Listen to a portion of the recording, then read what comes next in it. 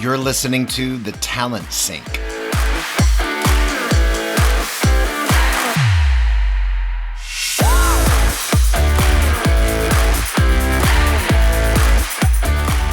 The Talent Sync is a talent board and job sync collaborative podcast production about anything and everything recruiting and hiring. Literally the kitchen sink on how all things in talent acquisition work together, should work together, and how sometimes they don't. Now it's time to sync up with your hosts, Kevin Grossman and Leah Daniels. Today's topic is ChatGPT and a tidal wave of bots. Enjoy the podcast.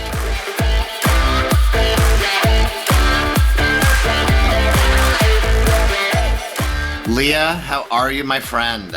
Oh, it's nice to see you today. I am tired. I have been running a marathon for at least 2 weeks. You should never take a week off, except you should take a week off. It's very tough. That's the American way. You should take a week off. I know you have to take it off. You have to take it off, and you've got to. And there's a lot of things to catch up on after you do, but you still got to take it though. Yeah. So anyway, no good deed goes unpunished. Take the week off. Pay for it the week you come back. Anyway, we're back. We're getting there. We're back with the Talent Sync. We need to have a theme song. I know we have music in our podcast, like the intro stuff, but maybe a theme song one of these days. And we joked before we started this show about doing a musical version. We joked, but we like people enough to not subject them to me singing at any point in time. This is not a win. No, I don't think, folks, we will not do that to you. I promise. We were actually talking about doing something that's Hamilton-like, but then we'd have to do closed captioning and you wouldn't be able to see anything. So I see the words that we say coming out of our mouths. Yeah, I'm tired too. It's been a hard couple of weeks, but I'm glad, always so happy to do this show with you now and talk shop with you about stuff. And I got to tell you, we're going to talk about AI and ChatGPT today and all the implementations. Is that a new word that I just made up? Yes. Leah? Yes. Implementations. Yes. I'm holding on to that one. I like it. I think it's solid. You should use Holding on to that one. But just speaking of music, as we dive into this and everything else related to it and not related to it, because that's why it's fun having these conversations with you and what we do. For those that don't know, and I think a lot of you should know, because it's quite exploding now in regards to these AI chat platforms where you can plug some information in and extract a whole bunch of stuff out. And ChatGPT, which is from OpenAI, is the kind of the main one. But Leah, there's an explosion of them now. Yeah, it's fascinating. So little history lesson here, Kevin. My first professional job was at a company which you may have heard of now called ZoomInfo. But when I was there, it was the year 2000. It was very, very nascent natural language processing technology. We were building one of the very first systems that could read text and extract meaning from it. So you didn't know that. I did not know that. Yeah, it was one of my first jobs was to help train the algorithms on how to understand the English language, which, by the way, not easy to understand the English language on the internet. Certainly not. I don't even understand the English language. And that's the only language I speak. Although I am doing the Duolingo thing. Our whole family is, except for my oldest. She's not. We're learning Spanish. My wife and I are doing Spanish Duolingo, and my youngest is doing Japanese. Way amazing. It's a future trip we're going to take with the family to Japan. But anyway, so at the same time you were doing this at ZoomInfo, I was working for a startup. This is how I got into the HR recruiting technology space, primarily initially at first. It was a startup where I live now, focused on job matching. It was a job matching algorithm, not like we haven't heard that before, right? But it was pretty exciting at the time. This is during the .com heyday when you were at ZoomInfo. And we touted artificial intelligent matching, right? Which I think was a little bit too early. It was lowercase AI. That's what I like to call lowercase AI. It's not capital. We haven't gotten to capital yet at that point. We're still the lowercase version. It was footnote AI. It was footnote AI, right? Lowercase. Anyway, so around the same time, that's what we were doing, and it was great until the bust. like many companies at that time in the dot-com heyday. We did not survive. It was interesting. It was exciting. The technology side of it and just the space of recruiting and hiring is how I got totally sucked into it. But anyway, this new tool, I asked it to write me a rock and roll song. Speaking of the music theme that we've started. Yes. Right? Did you play it? No. So I'm just going to read you part of the chorus and you can tell. This is what came out when I asked it, write me a rock and roll song. 'Cause we're rockin' and rollin', never gonna stop. We're always growlin', rockin' and rollin', gonna keep the party rollin'. Oh. That's what it wrote me. And I'm like, I don't know, not really an AC/DC song, but I mean, that's what it came out with. But it's been fun to try. So what was the first thing you did in ChatGPT? Well, before I got into it, I actually went out and asked everybody else what they use it for, because I was aware of the fact that I had a bias towards it, right? I had my own preconceived notions of what it could do based on the internet. Right. Well, so you have all these ideas. And so I was like, you know what? I'm going to ask other people, which I always think is interesting. And what I found out was, but for me anyway, so I have a very good friend who works at a company and they are making a diabetes physical device. So he's wait, they're making a what? It's a physical device wearable by someone with type 2 diabetes. Got it. For readings. For something. For blood sugar readings? He keeps telling me words and I'm like, you're way smarter than I am. I don't understand what you're saying. Oh, I felt like that the past 2 weeks. You just say words. I don't know what you're talking about. So, do you use this thing? How do you use it? Like, what's it for? And he goes, it does all my statistics for me. I hate statistics. It does all my statistics for me. I was like, you use it as a calculator? And he was like, yeah, but like an advanced calculator. And I was like a TI 93? And he was like, it's like, no, more than that. And I was like, okay, whatever. But that's interesting. I wouldn't have thought it will do math for me, but it will. It'll do math for you. And so then I asked someone else and I was like, what do you guys use it for? And so we actually put in our sales, like our transcripts from our sales demos, and we had it break up the sales demo into chunks that we could turn into slides and turn it into like a video post sales demo. And I was like, whoa, that's like next level thinking. And then I said, someone else.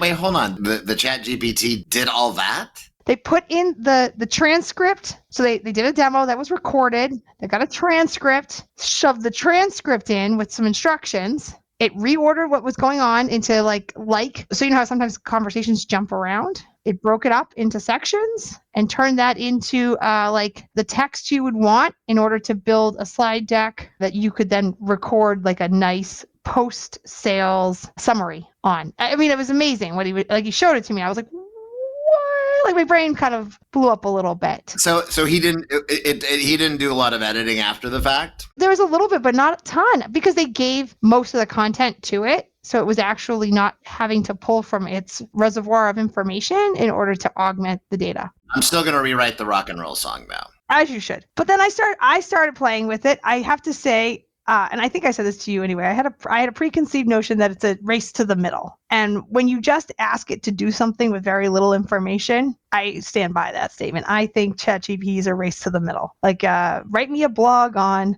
the top 10 best hiring practices. You're going to get generic. But yeah, I agree. Yeah, that's been my experience as well already. Yeah, I did have it do some job descriptions. I was like, I wonder what would happen if I have it do job descriptions. So I asked it very generically, write me a job description to hire a nurse. And I got a not the worst job description I've ever read job description. Yeah. Do you know what's interesting about that is that, and I'll go back before even the context of applying it to our space in HR, recruiting and hiring, etc. It first came on my radar when New York City schools banned it, and so did LA City schools. And there's a few other districts. I'm on my local school board, so that caught my attention, and that's when I started looking into it. And I'll loop back on that before we end about my kind of where I'm sitting on that now as it relates to education. But in this context, it can totally help with that. I think there's definitely use cases and context for those, again, who have not tried it out. Go to OpenAI, ChatGPT. I recommend that you do play with it yourself. Time for a Talent Sync break. Hey everybody, Kevin Grossman here, president of Talent Board and the Candidate Experience Awards. Our 2023 Candidate Experience Benchmark Research Program will open in January and run through August 31st. To learn more on how your organization can participate, go to thetalentboard.org. I was talking to some TA leaders just the other day. Actually, it was a pre-recorded session that we're doing for our virtual conference coming up for Talent Board. And I was asking them about you leveraging it, your team leveraging it. And, it's really being embraced more than it being pushed out, and about things about helping to draft job description, helping even to help to draft candidate communications. Candidates are using them to help them with their resumes and cover letters. That's not a bad thing, right? Because people might not be able to afford a resume writer or a career coach that we've been using for decades anyway. Why wouldn't you? I gotta say, my thought on it is this. Most people struggle when they look at a blank piece of paper. Yes. They struggle. It's the start. And if you can use it as a start and not as a finish, I actually see a lot of value in it. It's like, oh, yeah, that's a good framework to work from. Those are some topics that let me go spend a few more minutes and round this out and make it your own. One of the things that they are very clear, because you know that I'm a nerd, so I did read the terms of service, top to bottom. They are very explicit.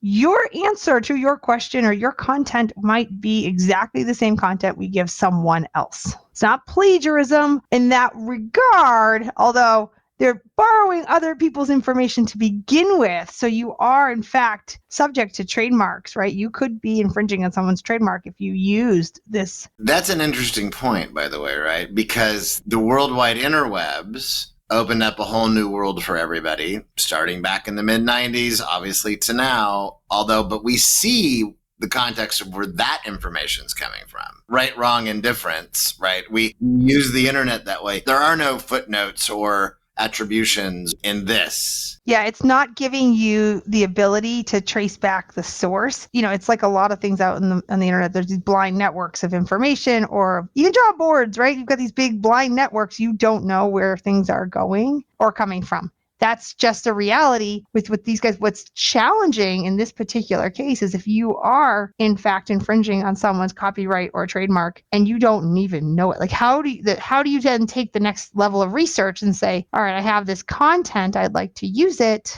How do I know if I'm actually infringing on someone's copyright or trademark? Well, the tool's not going to tell you that. So it doesn't.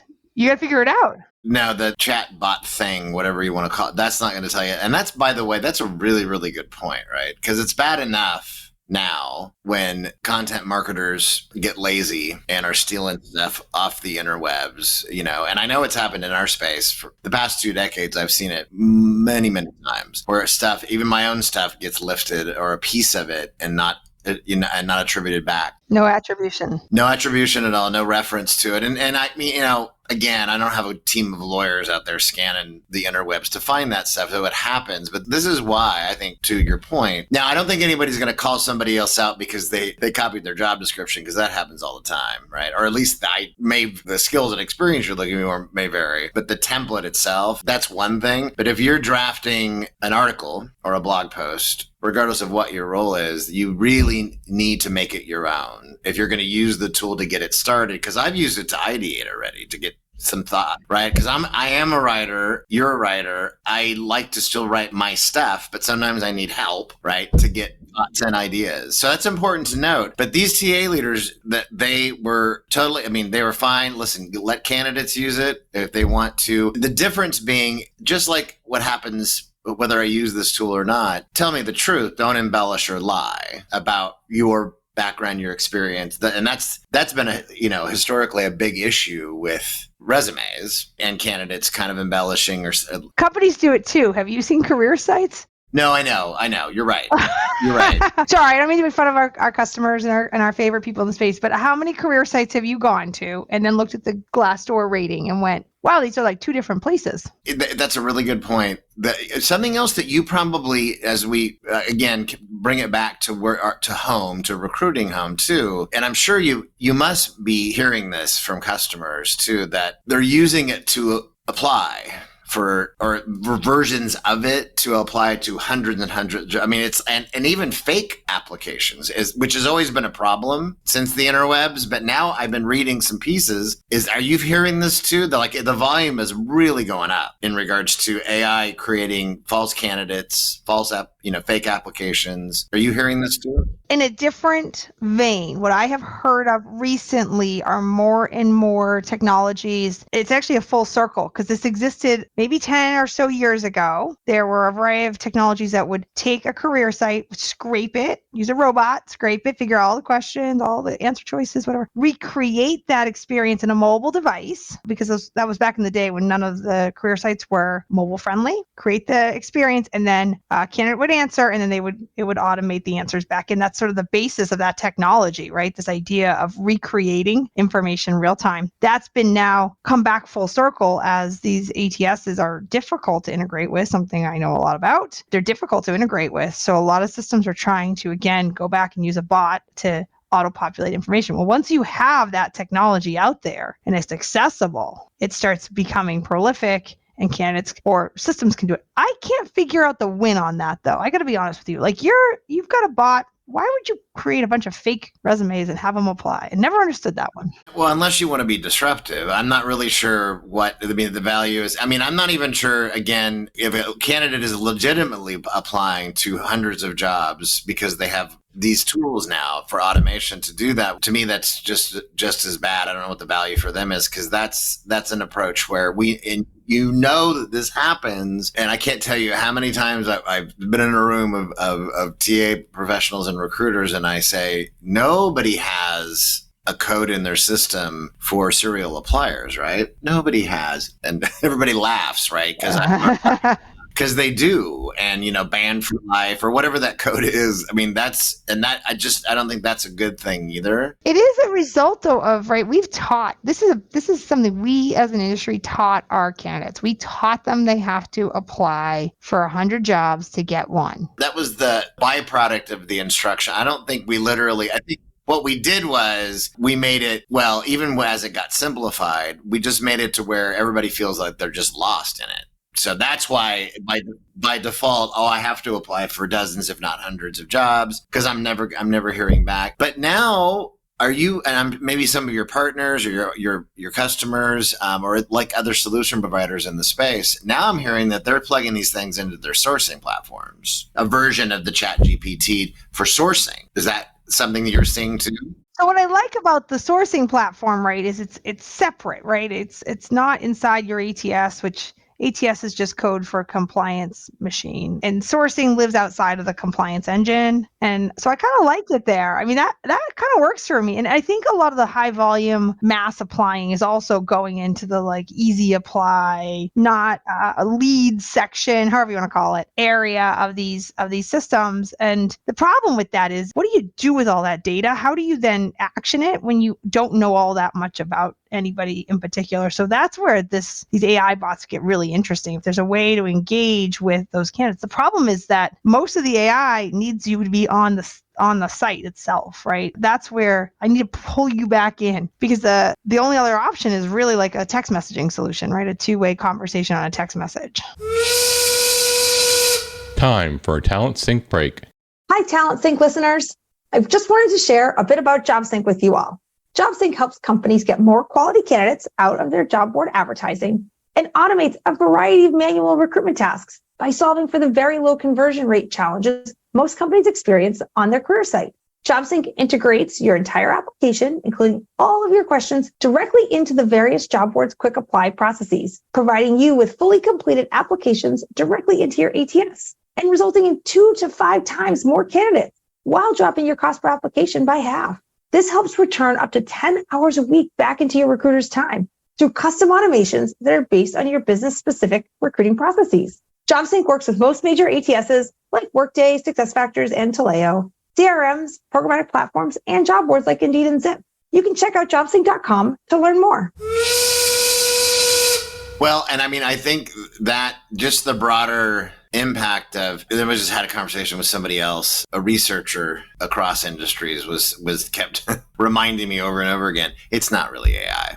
It's not really AI. I'm like, I know, I understand it. We're calling it that. It's sophisticated machine learning and natural language processing that's heading to that path, but it's not truly It's aspirationally AI. It's aspirationally AI, but which we've had for a while. But one of the things I know, I mean, so the tools like that, like what that are now conversational AI is what we're calling it in the space too, with the two-way texting that you talked about, that actually does lift positive sentiment and positive fairness in our benchmark research. We see that from the candidates when they're engaging that and getting questions answered and things are happening. There is a lifting the boats in that scenario, because before there was nothing. So there's kind of no offense to the technology or anybody out there, but it's kind of a low bar in a way too. Well, sure, but directionally accurate, right? You got to go in the right direction. One of the things that we noticed in our customer base that I think is interesting around this kind of stuff is the conversational AI that actually starts by saying something helpful, such as, thank you for applying, and you've actually passed the first part of our screening, right? We'd like to move you to the next part. That opening line versus, I have more questions. What's your date of birth, right? Like how we get to that next set of questions is really interesting. And the preamble, I guess that's the word I want. The preamble in the conversational AI is everything. It's one of the simplest things that I am watching more and more of these systems realize, that conversational AI isn't just about knowing the next question to ask and figuring out how to map the answer into whatever system we're using. It's really also about how to make sure you keep the attention of that person, knowing that it's a bot, still wanting to feel like you're a human. Yes, and that's really because everybody only wants to talk to a human, and the reality is that for the majority of candidates, at any given time, at least at the front end, aren't going to talk to a human. Smaller hiring volume, smaller companies may still have actual recruiters or HR hiring people review them and actually responding to them. That does still happen, but not for any global multinational organization that has hundreds, if not thousands, of applications. They have to have these technologies beyond, your standard ATS and CRM. I always like to quote John Sumser, who's been a long time big thinker and analyst in recruiting and hiring. I don't know if you know John or not. I do. Good guy, but he was a mentor to me at a time when I really needed a lot back in like 12 years ago. But he's like, let's just call them smart technologies. That's what he said a few years ago. He did like a whole report early on AI in our space. And I kind of borrowed that from him and used it that way. Because to me, it's safer to say that because they are smarter technologies. They are getting smarter at the end of the day, right? I've always liked to call AI IA, right? Intelligent automation. And part of it's because I don't think we were really there. Like I said, I think it's lowercase AI, it's aspirational AI. There's a chance we get there. The challenge I think we have in HR and recruiting is simply the data volumes aren't that high. We think they are. We think, we had 100,000 people apply last year. That's a lot of people, but that is actually a very small amount of data when it comes to training AI engines, right? And the right, because we're of, talking about the millions and millions and upon millions of data points, right? And then you add in the resume, which none of that is actually in English. It's words. Many of them are English words. Some of them are not. And you're trying to teach an AI engine on that, right? It gets really, really hard. This is hard stuff to do. You have to have millions upon millions of data points. And most companies don't have that. No, but the vendors have it across companies. Yes, although most large companies don't want you using their data as part of that data set. They do not. I know they don't. Yeah, it becomes very much a sticky wicket when it comes to data issues around the world. Right? They're like, we'd like the benefit of all that data, but please don't use ours as a contributor. You're like, I'm going to need your help here. So as we kind of wind down on this episode, I think let's each kind of share. I mean, it's still early days for this. I mean, I actually think that there, again, as we talked about at the beginning, there are positive use cases for using the ChatGPT platform or versions of it, which are going to be coming out of the woodwork now. I was reading an article about tons of different names, Anthropic and Cohere and AI21 and Microsoft's doing one. I mean, the list goes on and on. The Bard. Getting things started, ideation. I mean, people are using it to source and to find people, although some of the data, is it still true that the data is still only as recent as 2021 that they has available? So they're still missing a block of what's happened in the past 2 years, which is still a lot of information. But so it's very helpful that way, and it is being applied. Candidates can use it, people can use it to get things started, but just make sure that you're vetting and editing whatever you're producing out of there. What what else would you add to that about using these tools today? Two things. First, for me, when I was playing with it, my first thought was this is Ask Jeeves, only it actually answers your questions. Oh my God. Ash Jeeves. That is so funny. Talk about a blast from the past. Oh my So holding God. on to that one for a while. Thank you for writing that one down, by the way. That's good stuff. But remember, you used to ask Jeeves things, they'd come back with things, and you're like, what? And I do think ChatGPT does a pretty good job at answering your questions. It's actually quite good. If you have a direct question, it's quite good at giving you a pretty direct answer. And if you go look it up, it's actually better than sifting through Google results in a lot of ways, right? It's really helpful. And also, it's better than when you ask Alexa. She's always way off on my questions. Oh, totally. And she's referencing things she found on the web anyway. This is what I found on the web. You're like, that's not even close to what I asked, but thanks you. Alexa. Yeah, kill it, Alexa. So I do find that it's helpful in that way. I loved the statistics use case, right? Like it does a series of tasks that I find to be difficult and don't enjoy doing, and it will do it very quickly for me. And I really do like the ideation piece, mostly because I too find myself in at different points when I'm writing that I'm looking at a blank piece of paper and I have a top line idea and I'm like, I don't even know where I want to start with this. It helps sort of break that wall, and I love that about it. Agreed. With our space, with job descriptions, I would say there is a value for companies as a starting place because it does do a nice job. It breaks out, this is some requirements for that kind of general job. This is some benefits. What I don't love about it, Kevin, you would totally appreciate this, is it loves the word we, us. Like everything I hate about a job description that's all about the company and not about the candidate, it's all into that. It's like lean as hard as you can into all about the company. And look at that. Talk about an inherent bias that's still there, right? Yep.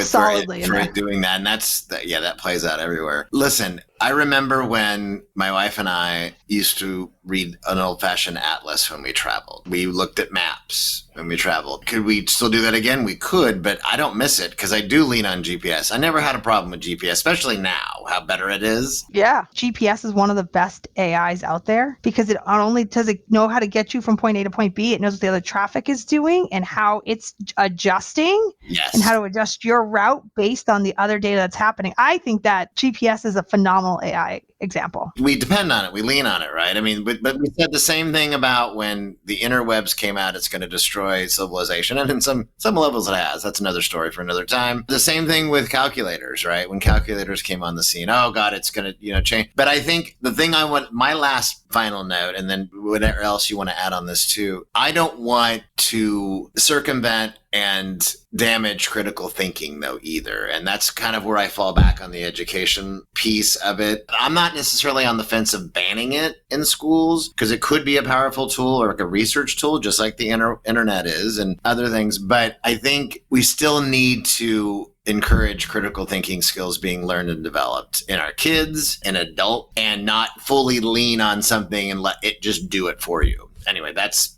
my piece. What about you? Yeah, I mean, on the education piece, I look at this and say it's another tool. It's not going away. We're better off to prepare our students with how to use it as a tool as opposed to ignore it and fight it and pretend like it's not happening, right? Calculators are now part of how students learn. It's not something we tell them you can never use a calculator, right? They have things they learn with a calculator, without the calculator, but it's a tool in their toolbox. I cannot write without spell check. I rely on spell check. It is a very important part of my writing because I lack any skills in that department despite many years of trying. And that's okay. That's a tool in my tool belt. I know how to use it. I can spell most words that are small. The big ones get me. But also because I type fast, and so I have typos. And so I love that tool. And so I think it's all about making sure students know how to incorporate it into their tool belts and not necessarily at the expense of their education. Agreed. And the same for adults. And companies. And all that, because this is just the beginning of more constant change all the time. Oh, I'm so tired. I just want to take a nap now. Okay. So anyway, well, thank you, Leah. It was always a pleasure to do this show with you. And thanks everybody for listening. And again, this has been the Talent Sync about recruiting and hiring and all things TA and how they work together and sometimes how they don't. So we want to both thank you for listening. Thank you.